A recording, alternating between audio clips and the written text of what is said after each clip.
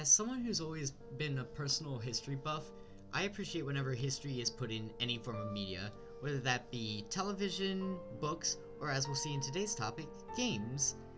Now, whenever I mention the Death Korps of Krieg to most people, they only know really the surface level stuff. They'll say, oh, well, these are the guys that wear, the very thick coats and have the thick gas masks, and they look like pretty much just World War I Germany, but with a Warhammer flavoring. And while yes, that's not exactly wrong, it also kind of is only the surface area level stuff with the Death Korps and doesn't actually go into their lore or backstory. So, as a sort of gift not just to you guys, but also to myself, I figured I'd take this first episode on my channel to talk about my personal favorite Imperial Guard regiment, the Death Korps of Krieg. So, without further ado, let's get started. The Death Korps of Krieg come from the death world of, well, Krieg. They are a Astra Militarum, or Imperial Guard regiment, and they are known for being huge fans of trench and siege warfare. What made Krieg interesting was that originally it was a hive world. Hive worlds are their own topic for another episode, but the best way I could describe them would take a major city like New York or San Francisco and then stretch it over 10 miles high, then you have a hive world. But what made Krieg interesting is instead of being controlled by a planetary governor or anything like that, they were led by a council of autocrats, basically just a circle jerk of a bunch of rich pricks. But the autocrats were scared of outside threats coming to Krieg because of how valuable at the time Krieg was for the Imperium, so over time they began to fortify the planet more and more, until eventually Krieg became sort of like this weird fusion between a fortress and a hive world. It was also during this time that the autocrats began to resent the influence of the administratum, taking the stance of, oh, well, why should we have to pay so much in tithes and taxes to the wider Imperium when they can't even be bothered to show anything for Krieg, let alone give us anything? We'll come to find out this is a really bad idea.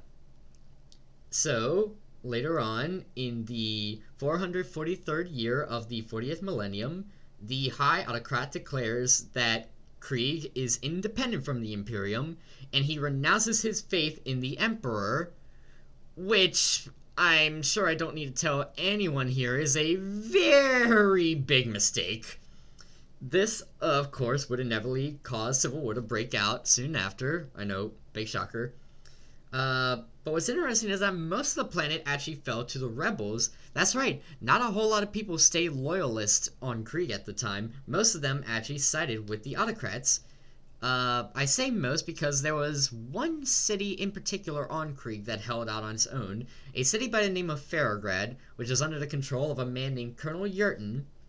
Now, Colonel Yurton was a loyalist on Krieg, and he was keeping very good communication with the administratum and the wider Imperium. And as this civil war raged on, eventually the administratum gave Colonel Yurton strict orders to not let Krieg fall. So, in Colonel Yurton's mindset, he took the stance of, well, if the Imperium can't have Krieg, then no one can. And so, with the help of an Adeptus Mechanicus Archimagos by the name of Archimagos Griel, Colonel Yurton finds a secret Adeptus Mechanicus storage facility just packed full of atomic weapons. And as the traders are about to break into Ferrograd, they notice that the gateway to Ferrograd has been welded shut. And they're sort of in this weird middle ground area where they're not making any headway and they're just kind of forced to try to pry open these doors. And as they're stuck in this middle ground, they look up in the sky and realize very quickly that they are far too late to do anything, as they just watch helplessly as Colonel Yurton launches thousands upon thousands of these atomic missiles into Krieg's atmosphere, completely covering the planet in radioactive fallout. This fallout would cause billions of people to die, both on the Loyalist and on the Rebel side, from anything from radioactive fires to the nuclear winter that inevitably followed. However, to survive this nuclear purge, a couple of the people that did survive went deep underground into the hive cities of Krieg, where they had big subterranean tunnels that they could dig trenches into and sort of survive inside of. Now, unbeknownst to the Krieg at the time, the Imperium did not give a shit about them, because this entire time the Civil War has been going on, the Imperium has been keeping a very close eye on Krieg, and after seeing the actions that Colonel Yurton has taken, took the stance of, well, why should we care if Krieg survives or not? This is a horrible planet. Even if they were to win or anything like that, there's nothing left on Krieg for us. And so the Imperium basically wrote Krieg off as a dead planet, because, I mean, by all accounts, it was. However, unbeknownst to the Imperium, there were survivors on Krieg, on both sides, and this caused the war to rage on and on for 5, 10, 50, 500 years of war. But eventually, after these 500 years, the Loyalists would eventually win, wearing heavy coats and gas masks to help survive the radiation. Now, these Loyalists would later call themselves the Death Korps, as sort of like a symbol to show that they exist only to serve, kill, and die in the Emperor's name. God, these guys are fucking awesome. But, years later, the Administratum actually got news of the success from Krieg, which really piqued the Imperium's interest, because they were almost 100% sure that Krieg was a dead planet. So they sent some Imperial representatives out to Krieg and saw that, yes, Krieg had in fact survived, and they saw the sheer amount of men that Krieg had and ordered the largest tithe of soldiers possible from Krieg. What the Imperium had not realized at the time was that Krieg had already recruited and trained well over 50 million men, all of whom were ready for immediate deployment, and had specifically requested to be put in some of the most hostile combat zones possible. Now, to say that the Imperium was salivating over this news would be a great understatement. And at this point now, Krieg has so many people on his planet that Krieg doesn't just raise regiments, they raise full-blown armies. Now Krieg is at this weird stage where their biggest export now is soldiers. So much so to the point that they have been given permission by the Imperium to use vitae wombs, which are artificial wombs to create more soldiers. Now, this is a hot topic to talk about in Warhammer, because it kind of is on the borderline of AI, but not quite. Because, yes, it is an artificial life, and it does have intelligence, but it's not an AI in the sense that we know, where it's a machine that has sentience, because it is still flesh and bones, but it wasn't naturally born. So it's a bit of an if-if situation, both from a viewer's perspective and in the actual universe. But anyways, continuing with the Krieg, they believe in something known as the Cult of Sacrifice. Now, what is the Cult of Sacrifice, you might ask? Well, it's the simple idea that nothing the Krieg could ever sacrifice could ever be good enough, because they feel this immense hatred for themselves after what their autocratic ancestors did, rebelling against the Imperium. They believe the only way they can even somewhat make it up to the Emperor is to fight and die in his name.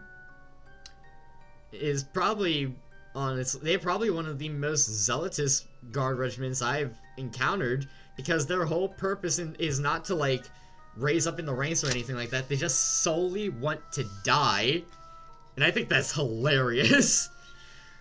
But, yeah, Krieg, other than that, their combat tactics are pretty interesting and all that. They have like I said, they specialize in trench and siege warfare, and this is another thing I want to get across, because many people will bring up the fact of the whole shovel meme with Krieg, where it's just an idea of a Kriegsguardsman running up to an enemy and hitting him with a shovel. And while yes, that is a thing that they do use because they are combat shovels, most times these shovels are meant for their intended purpose for Krieg, which is trenches. And instead, actually, what's more common is Krieg will have a specific guardsman in their regiments known as a grenadier. Now, a Krieg grenadier is interesting for most.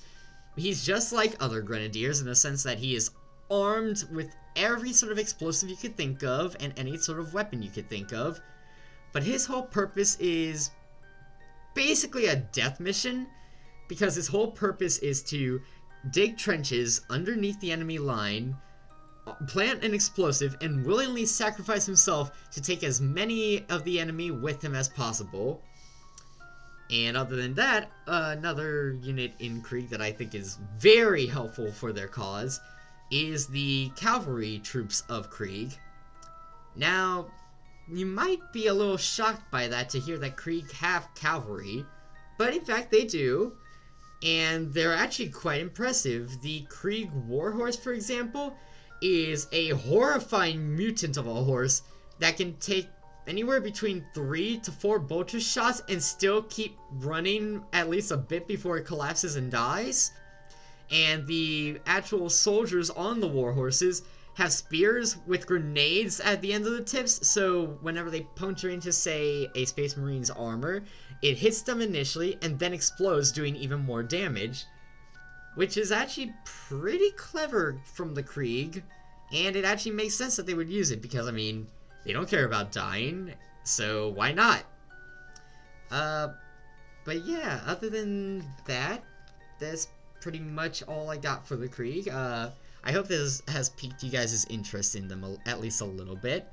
If you want any recommendations for more stuff that goes deep into the Krieg story, or even just something that represents how they fight in battles, I would recommend looking into the Siege of Rax, because I believe that is one of the best examples of how the Krieg function, and it really gives you a good idea of just how this regiment is. But yeah, other than that, I hope you all enjoyed. Please, if you enjoyed, like, subscribe, share this with whoever's around with you, and I hope I'll see you in the next one. This is Schola Stupidia signing off.